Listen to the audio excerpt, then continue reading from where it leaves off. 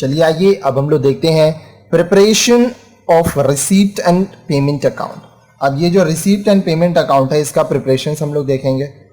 Following are the steps to prepare receipt and payment account. तो receipt and payment account बनाने का steps क्या है देखिए।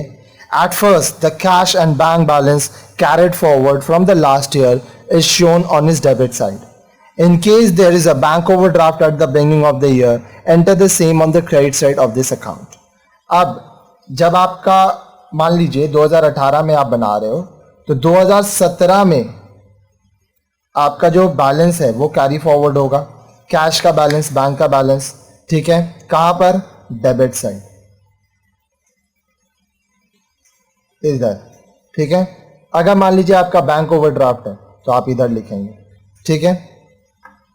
The amount are shown under relevant heads such as subscriptions, donation, etc. on the receipt sides and salary, rent, purchase of sports equipment, books, etc. on the payment side. ये आपका receipt side है, ये आपका payment side है, ठीक है।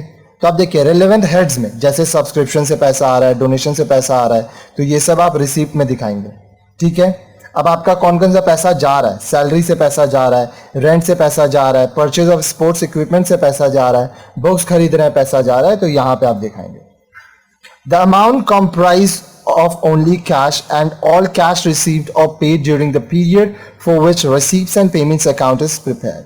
अब देखिए ये जो अमाउंट्स होता है ये सिर्फ कैश अमाउंट्स आएगा, और जितना भी कैश आया या जितना भी कैश आप पे किए, कब? During the period. कौन सा पीरियड है? मान लीजिए 2018 का हम लोग ले रहे हैं, तो इसमें जितना भी आपका रिसीप्ट एंड पेमेंट हुआ वही आप यहाँ पे दिखा रहे हैं, ठीक है। ऑल द कैश ट्रांजैक्शंस, ठीक है। एक और चीज याद रखिएगा, सब्सक्रिप्शन हुआ, मेंबरशिप फीस हुआ, ये चाहे करंट ईयर हो, यहाँ पे हम लोग 2018 लिए हैं, चाहे प्रीवियस ईयर हो, चाहे नेक्स्ट ईयर हो, सारा हम लोग को लेना है, ठीक है। अब देखिए, no distinction is made between the items of revenue nature or capital nature and whether these belong to current year, previous year or coming year. अब देखिए, जो रेवेन्यू नेचर का है या कैपिटल नेचर का है उससे कोई मतलब नहीं है, चाहे करंट ईयर का हो, प्रीवियस ईयर का हो या कमिंग ईयर का। पैसा आया है इस साल तो सारा आपको दिखाना है, पैसा खर्च हुआ है इस साल तो सारा आपको दिखाना है रिसीप्ट एंड पेमेंट अकाउंट में। Finally, this account is balanced by deducting the total of credit side, that is the total payment, from the total of debit side, that is total receipt, and is put on the credit side as balance CD.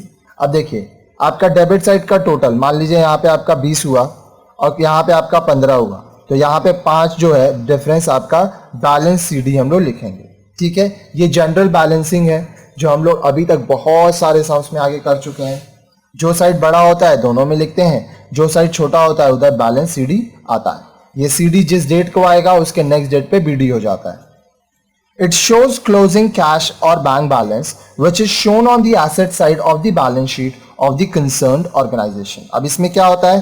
Closing cash balance या bank balance रहता है, ठीक है, जो हम लोग balance sheet के asset side में दिखाते हैं। किसका? कंसर्न्ड ऑर्गेनाइजेशन, मतलब जिस ऑर्गेनाइजेशन का आप ये बुक बना रहे हैं। तो ये सारा स्टेप्स है, ठीक है, बहुत ही सिंपल है।